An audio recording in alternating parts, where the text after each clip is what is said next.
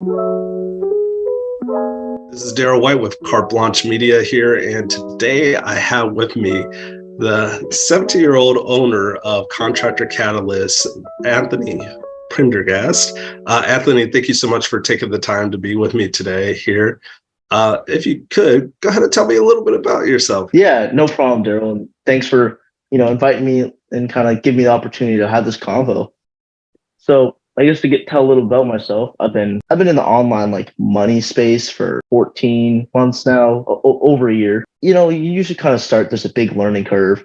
So before you maybe looking up the little YouTube videos or how to start your first SMMA agency, but then you get a little more deeper into it and understand it's more than just, sending a few emails, and it's more in depth. And I've been kind of pushing my agency that direction for about a little 6.5 months about there since about New Year's. That's kind of been the progress and the journey with it. But yeah, I just graduated high school last week. So Congratulations, by the way. yeah, thank you. So I'm kind of investing more time now into this, and the goal is to run this business and get it to a point where it'll be my future. I can write it out per se, I guess. That's the end goal. Very cool.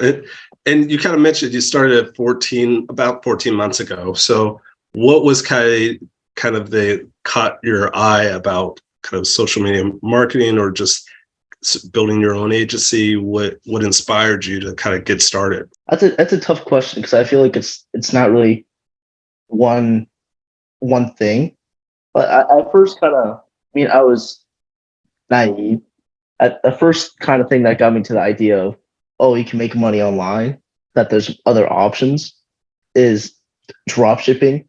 And looking back, it's kind of funny. You didn't know nothing about nothing.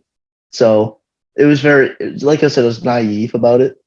But it was, I don't know, it probably came from those little TikToks of these little, these dumb little money TikToks, I guess. And it's just trying to bait you into a course. I didn't buy into any courses that time, but it kind of showed me the light to the path, I guess, that kind of way. And you play with little things, and you just got to venture into it, really. Okay. And what would you say has been your biggest challenge since you started? You kind of mentioned there's been some ups and downs along the way, but what would you say has been the biggest challenge in the last 14 months or so? The biggest challenge, I would say, removing your emotions from the business, from making business decisions. And in my opinion, that's where, they throw around these things that 80% of businesses fail. And my motto is kind of that 80% of business don't fail. It's 80% of business owners fail. And that's because they make emotional decisions when it comes to the business. I'll use an example recently. I've been tackling cold calls a lot recently, and it's not fun. I'm not gonna say, yeah, it's fun just dialing over and over for hours. Someone tells you to piss off or whatever, or you make 15 calls, get no answers. It's not fun. But it's understanding, being logistical about it. That, okay, I haven't gotten, just because you have 3 or 4 bad calls doesn't mean you change up your whole script. You go and change your whole offer, your whole business model. No, it's just that's how it works. This deviation to the norm.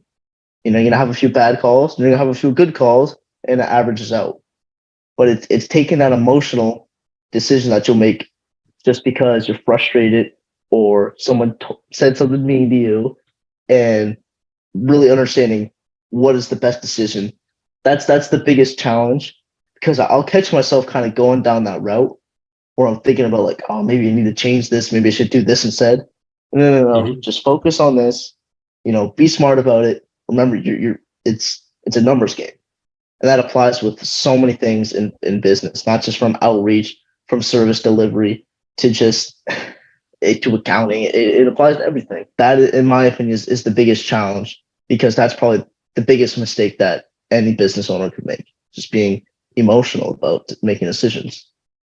Yeah, I think some would say sales is the lifeblood of the business, and yeah, cold calling is definitely one way to get the sales, get them more immediately there too. So yeah, excellent. What would you say has been your biggest success so far? Cold calling, funny enough. it's yeah, like going back to what you said, you get immediate results. You get immediate feedback. There's other ways of outreach. I mean, cold email is good. I mean, cold email is king.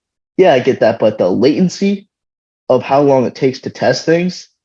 I mean, what you'll send your first email, 6 or 7 follow-ups, and what that is in a 3-week time frame.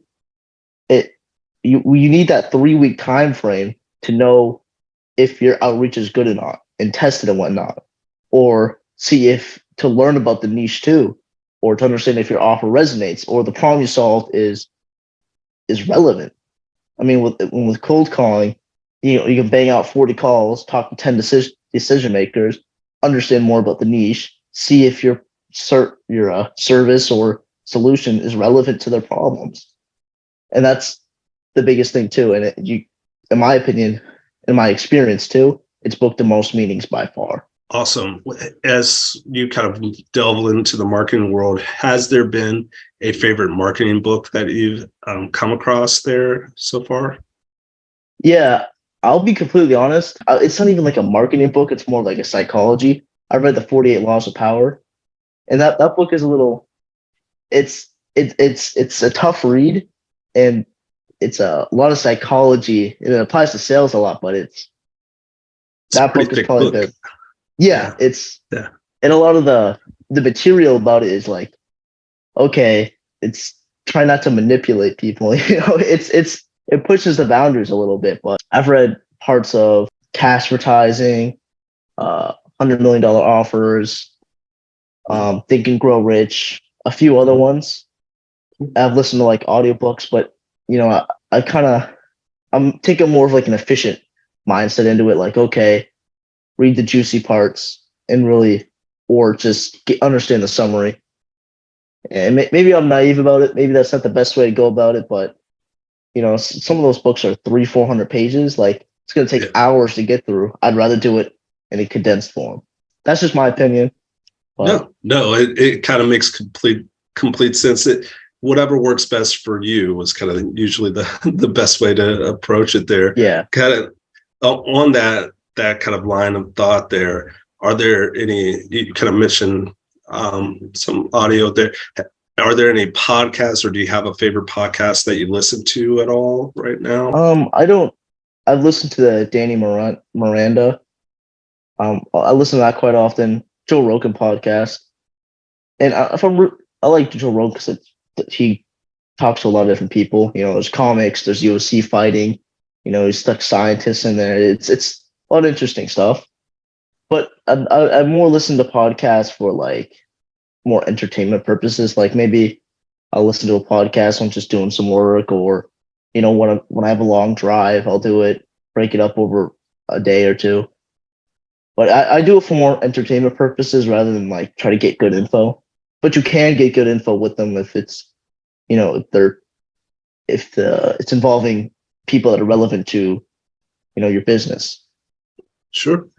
And kind of along those same lines there, and the answer might be similar here, but is there kind of an informative YouTube or like video series that you follow at all right now, or is it kind of the same thing? Or? Yeah, I've watched quite a bit of, especially when I think absorbing a lot of info when you're in the learning stages, because there's a big learning curve when it comes to stuff with so many, false information, or just like the gurus just trying to get you to buy their course. But the things I've personally gotten the most info from is Charlie Morgan's, which he has a lot of good stuff that's specific to agency content. It's kind of niche, but he has a lot of really good info, and he runs a few successful businesses, and he kind of goes down like helping agencies grow kind of thing, and sells his own thing. But of course, Alex Hormozi, he just dominates that kind of space. It's really those two, because it's more relevant, and I was absorbing a lot of info in the beginning stages. Now it's more of they kind of recycle content after a while, because if they get too niche and too specific, it doesn't get the audience. And at this point, I would need more specific info. Or if I'm looking to solve issues, I would look into more specific or niche things. Maybe I'd have to ask specific questions rather than just a YouTube video.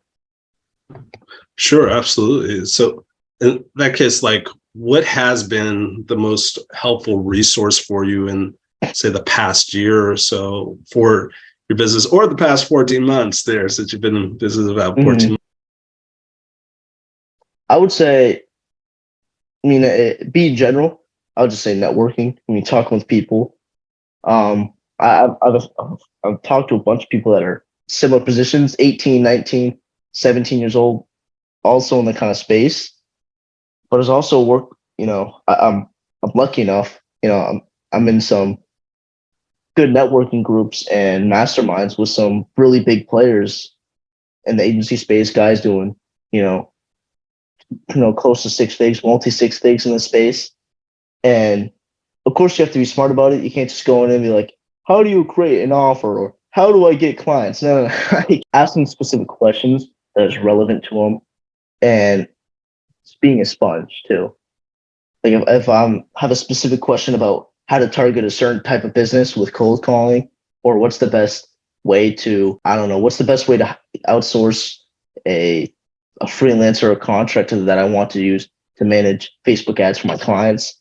Like those are the kind of things, specific stuff. And those are the answers that are really hard to find. But that's the stuff you need when you're trying to build an agency or grow it, and iron stuff out, or even scaling it. Absolutely. So I would just say it's just networking with people. Yeah. And two more questions for you there, and then we'll kind of wrap up. But what would you say is kind of the most impactful piece of advice that you could give to those who are looking to improve marketing or kind of start a marketing agency there, either one? I kind of have thought about this like way to give advice, because I think about myself in the beginner stages a lot, and it's, you don't know what you don't know. It's kind of going down a dark path and you've got a little candle. You can kind of see where you're going, but you don't know if you're going to find a big pothole or a big tree is going to be in your way. And it's tough to know what you don't know. Like, you really think about that statement.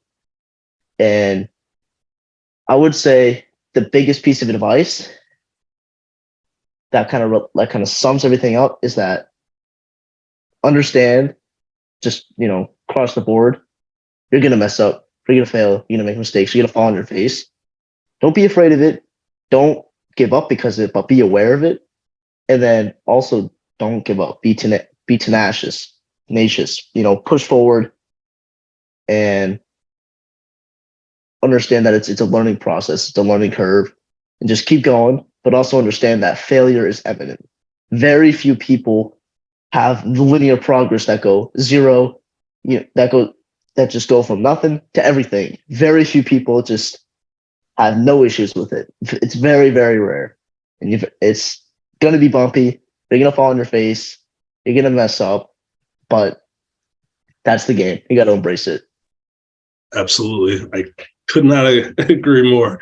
And last but not least, how can people get a hold of you or learn more about you, Anthony? Yeah, I don't use a lot of social media, to be honest, but I am relatively active on Twitter. My @ is with a capital P, Prendergast, and then a capital S says, Prendergast says. I've kind of stepped away from social media just to be able to focus on my business, which I think everyone kind of needs to do to a degree. If they're looking to reach out to me, probably my Twitter would be the best. That's where I look at my DMs the most. Okay. All right. Well, Anthony Prendergast, if I pronounce that correctly, thank you so much for taking the time today. I really appreciate it. And you have a great rest of your day. Thanks. Hey, thank you, Darrell. You too.